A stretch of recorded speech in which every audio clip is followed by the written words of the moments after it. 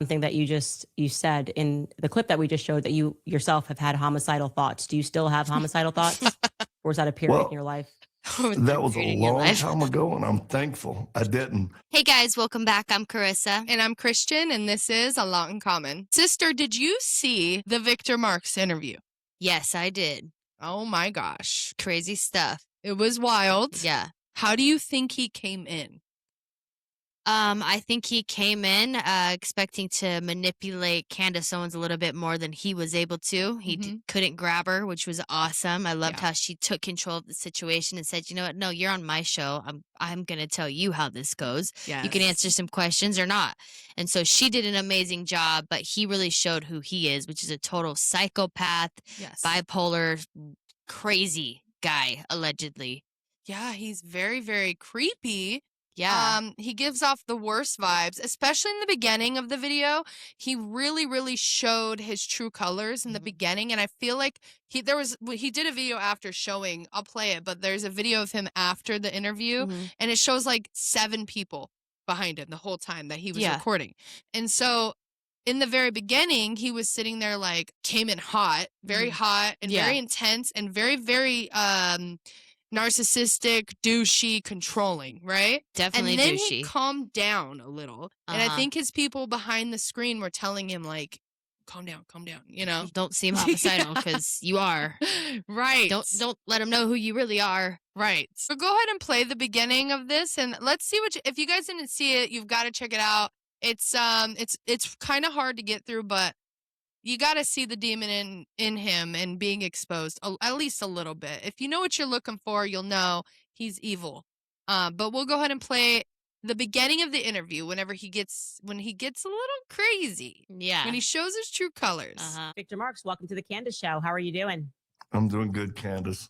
And thank you for joining me. I'm sorry that I missed your message that came back to me on, I think it was April 22nd. I know we were pinging over Instagram, but I'm glad that you could join us today. I'd like to guide this conversation sort of in order, meaning starting a little bit with your background. I think I have a lot of questions about some of the stories that you've shared. And I was able to speak to some of your family members, and they seem to have some questions about some of the biographical items that you share. So just beginning with, I think, sort of the inflection points, this story about beheading a cat and wearing its head at the age of 3. I mean, it's not an easy thing to behead a cat. I have a lot of toddlers. Do you stand by that?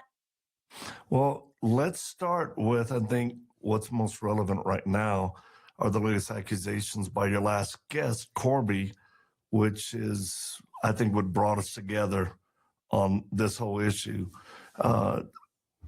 In what we're going to discuss and the time I'm giving you freely to talk about some things, are you willing to admit when you're wrong or you've been misguided? So Victor, just so you know, you're on my show. I'm not on yours. So I'm going to guide the conversation. I said I'm happy to speak about Corby. There are broader concerns. Actually, the way that my highest interest in you is obviously as it relates to Charlie Kirk and your involvement with Turning Point USA. I realize that. Yeah, and you're right. We can speak about Corby, but you're, this isn't your stage. So respectfully, I do want to. You are running for governor, so I think your biography is important. Obviously, the Corby Hall stuff is important, and if something is wrong, we're happy to correct it. We did invite you to come on the show with Corby, which we asked you to do because that made the most sense. Because you guys could rebut each other face to face. You declined to do that. So Corby had the stage for himself, and I could not offer a rebuttal because I wasn't there for the conversations. Right. So the answer is yes. But I want to start with your biographical items. Do you stand by that story, that inflection point? Candace, we have to start with what brought me here, which is Corby. And I clearly communicated to you and your staff, do not.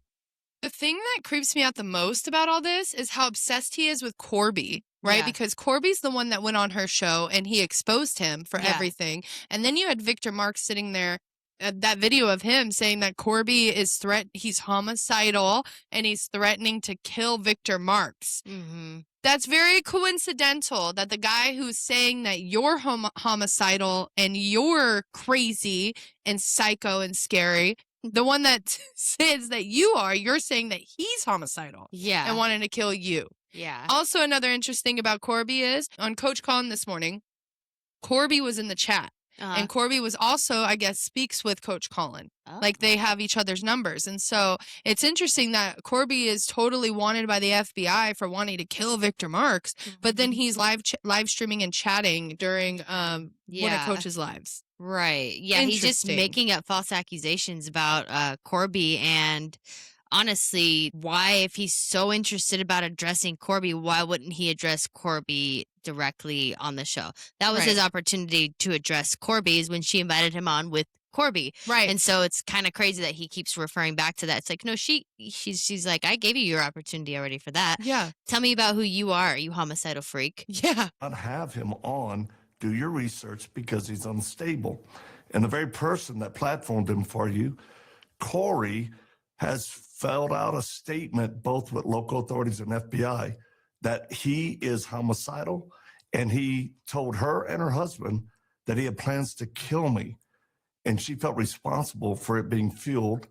And your name was brought up as he's aggravated, something about he didn't get what he wanted out of your show. But I need you to at least acknowledge, did Corey contact y'all, not Corby, but did Corey contact y'all with the concerns of not platforming Corby again? Well, you brought up a homicidal thing that you said in the clip that we just showed, that you yourself have had homicidal thoughts. Do you still have homicidal thoughts? Or was that a period in your life? That was a long time ago, and I'm thankful I didn't. But currently, this gentleman is being sought by the FBI. Yeah, it's like, no, currently, are you homicidal? Like, just stop. Who admitted to Corey, the individual who platformed him on your show, that he was struggling with homicidal thoughts, and he gave detailed plans on how he was going to lay in wait to kill me. Are you? Well, that's not anything that we have heard on this show. So like I said, we can't rebut on that. We received only a message from Corey that she got a phone call from the FBI and that they were investigating you for gun running. Did she inform you of this? I don't know. I would really like to go back to the biographical items, though, of your life. I don't want to get into your background investigations. I was not contacted by the FBI. I can't verify it. And as I said, we can discuss Corby's allegations. But I would like to begin with just the cat. Did you behead the cat at the age of 3? Do you stand by that story? Did your team view social media, as y'all are a quasi-investigative team by all your allegations? Did you see Corey's public statement about what happened and how this is very serious? They cannot locate this individual you platformed. Get it up a little. Corby, hold.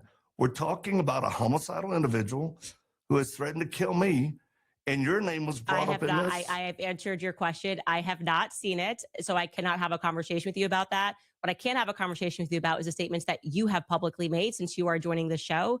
And I would like to focus on your biographical items because, as I said, I've spoken with your family in Martinville, and they claim that your stories are fantastical. So I'm just asking you, and we can then get into some questions about the alleged gun sales that you were trying to conduct with Corby, which is what we discussed on the show and which we have seen evidence for.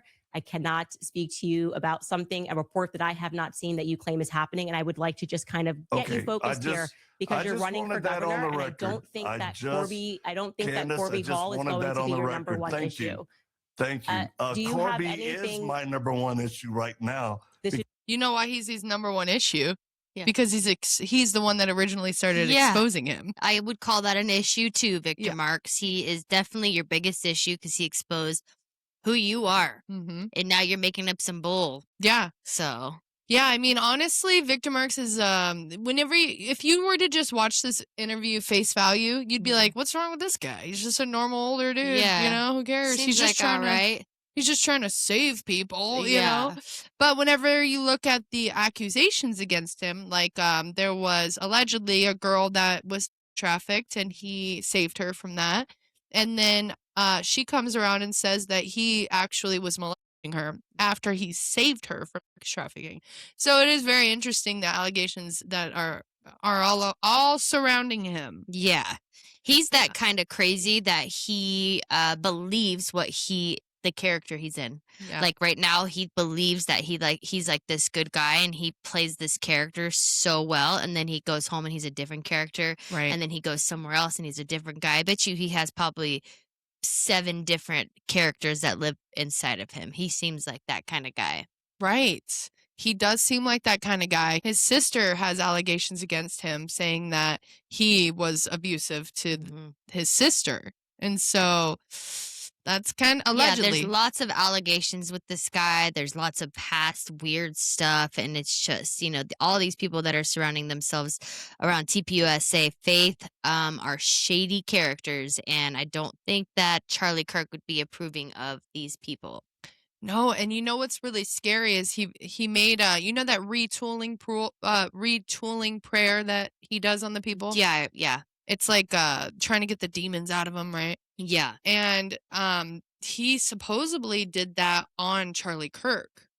That's what he told Candace Owens. Not on Erica, supposedly, just on Charlie Kirk. Yeah, so Erica still has all those demons, so. Right. Yeah. Right.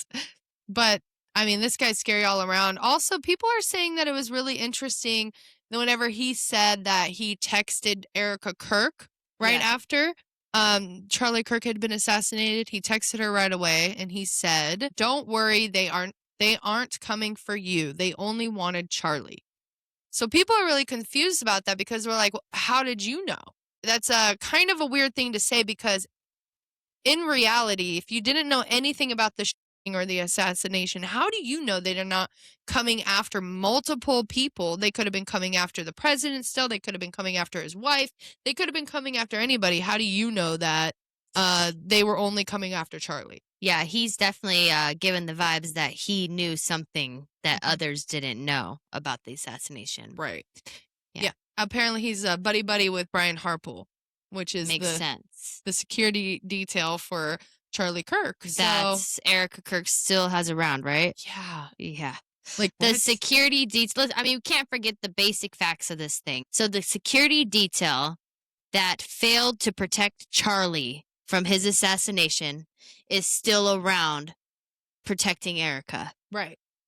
So that doesn't make sense. Make it make sense. Yeah. I mean, you can't because it doesn't make sense. It doesn't. To say that they're still around would insinuate that they're still being paid. Yeah. Right. Yeah. So they're still being paid to protect Charlie Kirk's widow that let him die, right? Yeah. So kind of interesting. The puzzle pieces are not fitting. They're not fitting, the you guys. The story is falling apart. And the more people that come out that are on the Erica Kirk's side, the more they're digging a hole. People are like, what? More?